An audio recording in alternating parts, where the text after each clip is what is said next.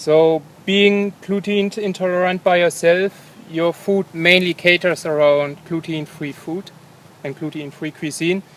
It seems that the number of the people with allergies or food intolerances increase on a yearly basis. So, in your mind, what are the factors that are contributing to this increase?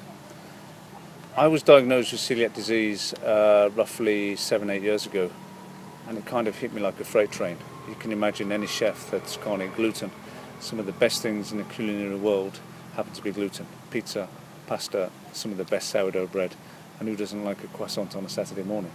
Married to a French woman doesn't help either. But it is what it is. I think celiac disease is on the ascendancy. It's here to stay. It's not a faddy food trend. It's a medical diagnosis. So I do think, it's definitely on the ascendancy. It is a lifestyle choice for a lot of people, but for me in particular, it isn't. And I've had to change and adapt my cooking to suit that.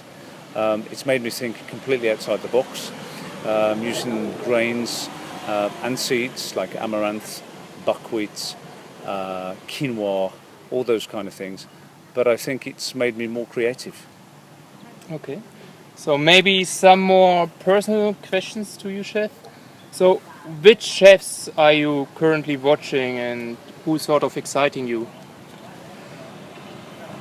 To be honest, I don't follow any particular chef. I love all types of food. Been here in Asia and seen some of the flavour combinations. I mean, coming from the Western world, we only have the tip of the iceberg, just a glimpse of the use of spice, the use of chili, the use of things like fish sauce.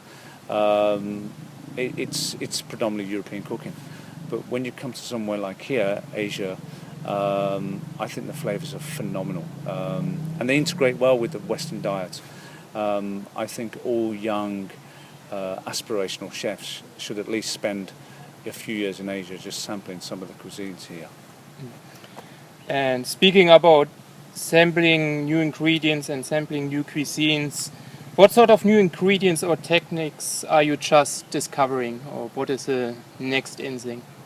I think the afterspill of molecular gastronomy, in terms of some of the slow cooking methods, is something which will stay with me. The slow cooking of the egg in the shell is just phenomenal. The slow cooking of a second cut, like a short rib of beef or a belly of pork or an ox tongue, I think that's wonderful too. So those kind of culinary boundaries have been broken. But in terms of techniques, I think, it's ever changing, and I think as a chef you've got to look gastronomically worldwide what's happening. The emergence of informal dining is huge. I've talked about the bistronomy movement, which is happening in Europe. But I think generally, I think it's a given now to have great food. It's about consistency, it's about sourcing the right products, and it's about relaxing. I think, 20 years ago, chefs were kind of obsessed with kind of star chasing or accolade chasing. I think that's been put to bed recently. I think chefs are well travelled, are more savvy of what's happening in the world, and I think it's more of a community now as to 20 years ago. It was more about, you'd have to work in France or you'd have to work under a Michelin star chef. I think those days are over. Okay.